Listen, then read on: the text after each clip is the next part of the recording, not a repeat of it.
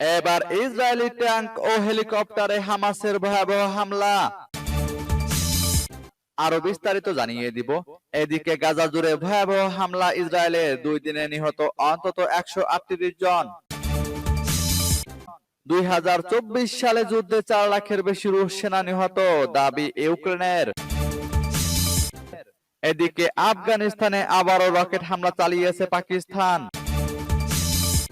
আরো জানিয়ে দিব, সিরিয়ার সামরিক স্থাপনায় আবারও ইসরায়েলের হামলা। এদিকে ভারতের মধ্যে চীনের নতুন শহর ঘোষণা, নয়াদিল্লির প্রতিবাদ। এবার ইসরায়েলের কাছে $800 কোটি অস্ত্র বিক্রির পরিকল্পনা যুক্তরাষ্ট্রের। এবং সর্বশেষে জানিয়ে দিব, এদিকে বিদায় বেলা ইরানে হামলার পরিকল্পনা বাইডেনের। শুনছিলেন সংবাদ শিরোনাম, এখন বিস্তারিত। তবে তার আগে অনুরোধ থাকবে, এই ভিডিওতে একটি লাইক দিন এবং কমেন্টস করে জানিয়ে দিন আপনি কোন জেলা থেকে বা কোথায় থেকে আমাদের সাথে যুক্ত রয়েছেন। এবং সংবাদের সর্বশেষ গুরুত্বপূর্ণ আপডেট পেতে চ্যানেলটি সাবস্ক্রাইব করে আমাদের সঙ্গেই থাকুন। এবার ইসরায়েলি ট্যাঙ্ক ও হেলিকপ্টারে হামাসের ভয়াবহ হামলা। ফিলিস্তিনের স্বাধীনতাকামী সশস্ত্র সংগঠন হামাস ও ইসরায়েলের মধ্যে গাজায় 1 বছরের বেশি সময় ধরে যুদ্ধ চলছে। এতে গাজায় এখন পর্যন্ত নিহতের সংখ্যা 45,000 ছাড়িয়েছে, আহত হয়েছে লক্ষাধিক। সেই সঙ্গে লাখ লাখ ফিলিস্তিনি বাস্তুচ্যুত হয়েছে। শনিবার আল জাজিরার লাইভ প্রতিবেদনে বলা হয়েছে, গাজায় ইসরায়েলি বাহিনীর ট্যাঙ্ক ও হেলিকপ্টারে হামলা চালিয়েছে হামাসের যোদ্ধারা। হামাসের মিলিটারি উইং কাসেম ব্রিগেডস দাবি করেছে, গাজায় তারা 4টি ইসরায়েলি মার্কাবা ট্যাঙ্ক ধ্বংস করেছে। এছাড়া জাবালিয়া অঞ্চলে আরো একটি ট্যাঙ্কে হামলা চালিয়েছে। হামাসের যোদ্ধারা আরো দাবি করেছে যে তারা ইসরায়েলের একটি হেলিকপ্টারকে লক্ষ্য করে রকেট হামলা চালিয়েছে। এদিকে মেডিকেল সূত্রে বরাত দিয়ে আল জাজিরা বলছে, ভোর থেকে গাজায় ব্যাপক হামলা চালিয়েছে ইসরায়েলি বাহিনী। এতে এখন পর্যন্ত অন্তত 26 জন নিহত হয়েছে। এর মধ্যে শুধু গাজার উত্তরে নিহত হয়েছে 14 জন। এইদিকে গাজা জুড়ে ভয়াবহ হামলা ইসরায়েলের, 2 দিনে নিহত অন্তত 138 জন ফিলিস্তিনি। ফিলিস্তিনের অবরুদ্ধ গাজা ভূখণ্ডে থামছে না ইসরায়েলি বর্বরতা। গত 2 দিনে ইসরায়েলি বাহিনীর হামলায় আরো অন্তত 138 জন ফিলিস্তিনি নিহত হয়েছেন, আহত হয়েছেন বহু মানুষ। এ নিয়ে প্রায় 15 মাস ধরে চালানো ইসরায়েলি হামলায় নিহত ফিলিস্তিনের সংখ্যা বেড়ে 45,500 ছাড়িয়েছে। এছাড়া গত বছরের অক্টোবর থেকে চলা এই হামলায় আহত হয়েছেন আরো লক্ষাধিক ফিলিস্তিনি। শুক্রবার গাজায় স্বাস্থ্য মন্ত্রণালয়ের বরাত দিয়ে কাতার ভিত্তিক সংবাদ মাধ্যম আল জাজিরা এসব তথ্য জানিয়েছে। প্রতিবেদনে বলা হয়েছে, শুক্রবার ইসরায়েলি বিমান হামলায় অন্তত 61 জন ফিলিস্তিনি নিহত হয়েছেন। তার আগের দিন ছিটমহলটি জুড়ে ইসরায়েলি হামলায় 77 জন নিহত হয়েছেন। উদ্ধারকারীরা যেতে না পারায় এখনো বহু মানুষ হামলায় ধ্বংস হওয়া ভবনের নিচে চাপা পড়েছেন। তাদের অনেকে মারা যেতে পারেন বলে ধারণা করা হচ্ছে। কামাল আদওয়ান হাসপাতালের পরিচালক ডাক্তার হুসাম আবু সাফিয়াকে ইসরায়েলের আটক করা গাজার স্বাস্থ্যসেবা খাতকে চিহ্নিত করার বৃহত্তর প্রচেষ্টার অংশ বলে মনে করছেন অ্যামনেস্টি ইন্টারন্যাশনাল। 2024 সালে যুদ্ধে 4 লাখের বেশি রুশ সেনা নিহত, দাবি ইউক্রেনের। গেল বছর অর্থাৎ 2024 সালে ইউক্রেনের সঙ্গে যুদ্ধে 4,30,790 জন সেনা হারিয়েছে রাশিয়া। সেনা হারানোর এই সংখ্যা 2022 ও 24 সালের মোট সংখ্যার চেয়েও বেশি। ইউক্রেনের প্রতিরক্ষা মন্ত্রণালয় এমন দাবি করেছে। তবে গত সোমবার ইউক্রেনের commander in chief Oleksandr Syrskyi জানান, 2024 সালে রুশ সেনাবাহিনীর প্রায় 4,27,000 সেনা হতাহত হয়েছেন। আল জাজিরার প্রতিবেদনে বলা হয়েছে, এই ক্ষয়ক্ষতির পরিমাণ ছিল দিনে গড়ে 1180 জন, কিন্তু হতাহতের সংখ্যা বছরের শেষ দিকে উল্লেখযোগ্যভাবে বেড়েছে। কেননা মার্কিন নির্বাচনকে প্রভাবিত করার প্রচেষ্টায় রুশ বাহিনী ইউক্রেনে হামলা বাড়িয়েছে। ইউক্রেনের প্রতিরক্ষা মন্ত্রণালয় বলেছে, সর্বোচ্চ মাসিক ক্ষয়ক্ষতি হয়েছে নভেম্বর ও ডিসেম্বরে। এই 2 মাসে যথাক্রমে 45,720 ও 48,670 জন সেনা নিহত হয়েছেন। কেননা এ সময় দনেতস্কে রাশিয়া হামলা জোরদার করেছিল। এর আগে গত 31শে December commander in chief Alexander Syrskyi বলেন, এই বছর রুশদেরকে ইউক্রেনের বিরুদ্ধে যুদ্ধের চরম মূল্য দিয়েছে। এদিকে আফগানিস্তানে আবারও রকেট হামলা চালিয়েছে পাকিস্তান। আফগানিস্তানের খোস্ত প্রদেশের আলিশের বিভাগে রকেট হামলা চালিয়েছে পাকিস্তান।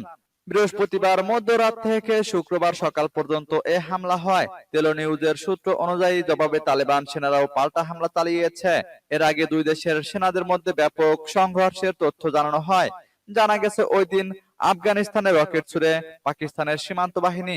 আফগানিস্তান সরকারের নিয়ন্ত্রণে থাকা তালেবান এ হামলার নিন্দা জানিয়েছে। তবে পাক বাহিনীর রকেট হামলায় কোনো হতাহতের ঘটনার ঘটেনি বলে জানিয়েছে তারা।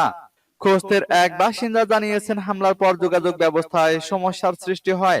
তাদের অনেকে নিজেদের গ্রামে যেতে পারেননি। এদিকে আফগানিস্তান সীমান্তে তেহরিকি তালেবান পাকিস্তানের ঘাঁটি লক্ষ্য করে হামলা চালানোর দাবি করেছে পাকিস্তান। তবে তালেবানের দাবি, সেখানে টিটিপির কোনো কর্মকাণ্ড নেই। গত বছরে সেই দিকে আফগানিস্তানে পাকিস্তানের হামলায় ৭০ জনের বেশি মানুষ নিহত হন, যাদের বেশিরভাগই বেসামরিক নারী ও শিশু বলে দাবি করেছে তালেবান। এবার সিরিয়ার সামরিক স্থাপনায় আবারও ইসরায়েলের হামলা। সিরিয়ার সামরিক অবস্থান লক্ষ্য করে আবারও হামলা চালিয়েছে ইসরায়েলি বাহিনী। দেশটির উত্তর অঞ্চলীয় প্রদেশ আলেপ্পোতে এই হামলা চালানো হয়। ইসরায়েলের বেশ কয়েকটি হামলা আল সাফিরা শহরে প্রতিরক্ষা ও বৈজ্ঞানিক গবেষণা স্থাপনায় আঘাত হেনেছে। স্থানীয় বাসিন্দারা জানিয়েছেন, তারা বড় ধরনের বিস্ফোরণের শব্দ শুনেছেন। ওইসব এলাকায় ব্যাপক ধোঁয়া ও ধ্বংসযজ্ঞ দেখা গেছে, তবে তাৎক্ষণিকভাবে হতাহতের কোনো খবর পাওয়া যায়নি। এছাড়াও দক্ষিণ সিরিয়াতেও হামলা চালিয়েছে ইসরায়েলি বাহিনী। বিদ্রোহীরা বাশার আল আসাদকে হটিয়ে ক্ষমতা দখল নেওয়ার পর থেকেই সিরিয়ায় হামলা জোরদার করেছে ইসরায়েল। বিশেষ করে সিরিয়ার সামরিক স্থাপনাগুলোকেই লক্ষ্যবস্তু করছে ইসরায়েলি বাহিনী। যদিও সিরিয়ার ক্ষমতা দখল করা বিদ্রোহী বাহিনীর বারবার বলছে, তারা ইসরায়েলের সাথে কোনো ধরনের সংঘাত জড়াতে চায় না। ইসরায়েলের সাথে কোনো ধরনের যুদ্ধে যাওয়ার তাদের ইচ্ছা নেই। গত ৮ই ডিসেম্বরে রাজধানী দামেস্ক দখল করা বিদ্রোহী গোষ্ঠী হায়াত তাহরির আল শামের যোদ্ধারা এরই মধ্যে আসাদ আমলের সামরিক কর্মকর্তাদের খালি হওয়া বাড়িগুলোতে উঠে গেছে। এ থেকে সিরিয়ায় হঠাৎ ক্ষমতার গতি প্রকৃতি পরিবর্তনের বিষয়টি সামনে আসছে। এদিকে ভারতের মধ্যে চীনের নতুন শহর ঘোষণা, নয়াদিল্লির প্রতিবাদ। উত্তর পশ্চিম চীনের একটি আঞ্চলিক সরকার সম্প্রতি ভারত ঘেঁষে দুটি নতুন কাউন্টি প্রতিষ্ঠার ঘোষণা দিয়েছে। ঘাড়ের উপর দুই নতুন প্রশাসনিক অঞ্চল প্রতিষ্ঠার এমন ঘোষণার প্রতিবাদ জানিয়েছে নয়াদিল্লি। ভারতের পররাষ্ট্র মন্ত্রণালয় উদ্বেগ জানিয়ে বলেছে, চীনের ঘোষিত কাউন্টির কিছু অংশ ভারতের কেন্দ্রশাসিত অঞ্চল লাদাখের মধ্যে পড়েছে। নয়াদিল্লি জানিয়েছে, প্রতিবেশী দেশটি দুটি কাউন্টি প্রতিষ্ঠা ঘোষণার পর ভারত কূটনৈতিক চ্যানেলের মাধ্যমে আপত্তি ও প্রতিবাদ জানিয়েছে। চীনের রাষ্ট্রীয় গণমাধ্যম সিনহুয়া গত ২৭শে ডিসেম্বর জানিয়েছে, উত্তর পশ্চিম চীনের জিনজিয়াং উইঘুর স্বায়ত্তশাসিত অঞ্চলের সরকার দুটি নতুন কাউন্টি প্রতিষ্ঠার ঘোষণা দিয়েছে। এগুলোর নাম হে আন এবং হেকাং। কমিউনিস্ট পার্টির কেন্দ্রীয় কমিটি এবং রাষ্ট্রীয় পরিষদ এটি অনুমোদন দিয়েছে। ভারতের পররাষ্ট্র মন্ত্রণালয়ের মুখপাত্র রণধীর জয়সওয়াল বলেছেন, তথাকথিত কাউন্টিগুলোর কিছু অংশ লাদাখের অধীনে পড়ে। ভারত কখনোই এই অঞ্চলে ভারতীয় ভূখণ্ডে চীনের অবৈধ দখলদারিত্বকে মেনে নেবে না। এবার ইসরায়েলের কাছে $৮০০ কোটি অস্ত্র বিক্রির পরিকল্পনা যুক্তরাষ্ট্রের। ইসরায়েলের কাছে $৮০০ কোটি অস্ত্র বিক্রির পরিকল্পনা করেছে যুক্তরাষ্ট্র। জো বাইডেন প্রশাসন অনানুষ্ঠানিকভাবে যুক্তরাষ্ট্রের কংগ্রেসকে বিষয়টি জানিয়েছে। দুটি সূত্রে বরাত দিয়ে শুক্রবার মার্কিন সংবাদ মাধ্যম অ্যাক্সিওস এ খবর প্রকাশ করেছে। খবরে বলা হয়েছে, যুক্তরাষ্ট্র যেসব অস্ত্র বিক্রির পরিকল্পনা করেছে তার মধ্যে যুদ্ধ বিমান এবং শত্রুকে আক্রমণ করতে ব্যবহৃত হেলিকপ্টারের সামরিক রসদ রয়েছে। এছাড়া গোলা ও যুদ্ধ বিমানের জন্য আকাশে নিক্ষেপযোগ্য ক্ষেপণাস্ত্র তালিকায় রয়েছে। অস্ত্র বিক্রির এই প্যাকেজের মধ্যে ছোট ডায়ামিটার বোমা এবং ওয়ারহেড রয়েছে বলেও অ্যাক্সিওসের খবরে বলা হয়। তবে ইসরায়েলের কাছে সব বিক্রি করতে হলে আগে বাইডেন প্রশাসনের এই প্রস্তাব যুক্তরাষ্ট্রের কংগ্রেসের উভয় কক্ষের অনুমোদন পেতে হবে।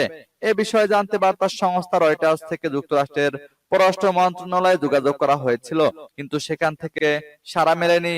যুক্তরাষ্ট্রের একজন কর্মকর্তা অ্যাক্সিওসকে বলেন, প্রেসিডেন্ট পরিষ্কার করে বলেছেন, আন্তর্জাতিক আইন ও আন্তর্জাতিক মানবাধিকার আইন অনুযায়ী ইসরায়েলের নিজেদের নাগরিকদের সুরক্ষা দেওয়ার এবং ইরান ও তাদের ছায়া সংগঠনগুলোর আগ্রাসন প্রতিহত করার অধিকার রয়েছে। এদিকে বিদায় বেলা ইরানে হামলার পরিকল্পনা বাইডেনের। বিদায়ী মার্কিন প্রেসিডেন্ট জো বাইডেন ইরানের পরমাণু স্থাপনায় হামলার পরিকল্পনা করছেন। শুধু পরিকল্পনায় নয়, প্রস্তুতিও নিতে শুরু করেছেন। ওয়াশিংটন টাইমস ও মার্কিন সংবাদ মাধ্যম অ্যাক্সিওস এমন একটি প্রতিবেদন প্রকাশ করেছে। প্রতিবেদনে বলা হয়েছে, ইরান পরমাণু অস্ত্র ব্যবহার শুরু করলে যুক্তরাষ্ট্রের প্রতিক্রিয়া কি হতে পারে। মূলত তা নিয়েই প্রেসিডেন্ট বাইডেন প্রশাসনের শীর্ষ কর্মকর্তাদের সঙ্গে বৈঠক করেছেন। এদিকে মার্কিন হামলায় ইরানের শীর্ষ সামরিক কমান্ডার কাসেম সুলাইমানির হত্যার পঞ্চম বার্ষিকী উপলক্ষে আয়োজিত এক স্মরণ সভায় যুক্তরাষ্ট্রকে পরাজিত করার হুঁশিয়ারি দিয়েছেন ইরানি প্রেসিডেন্ট মাসুদ পেজেশকিয়ান। 2020 সালের 3রা জানুয়ারি বাগদাদ আন্তর্জাতিক বিমানবন্দরে মার্কিন ড্রোন হামলায় নিহত হন ইরানের বিপ্লবী গার্ডের প্রধান কাসেম সুলাইমানি এবং ইরাকি মিলিশিয়া নেতা আবু মাহদি আল মুহান্দিস। এই হামলাকে রাষ্ট্রীয় সন্ত্রাসবাদ হিসাবে আখ্যা দিয়েছে ইরান।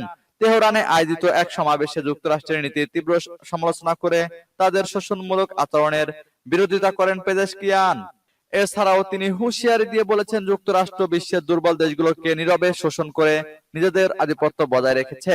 তিনি মার্কিনীদের পরাজিত করারও হুঁশিয়ারি দিয়েছেন।